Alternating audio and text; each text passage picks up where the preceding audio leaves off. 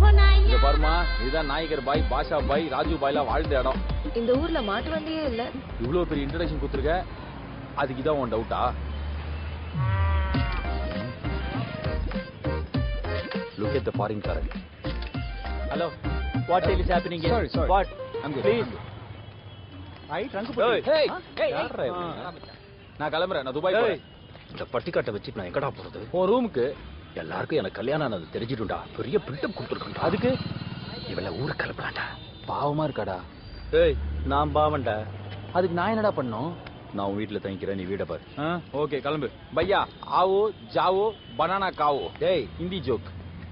உங்க வீட்டுல சொல்லி சாத்துக்குடி ஆரஞ்சுல எடுத்துட்டு வாங்க. வாழைப்பழ தூக்க முடியல.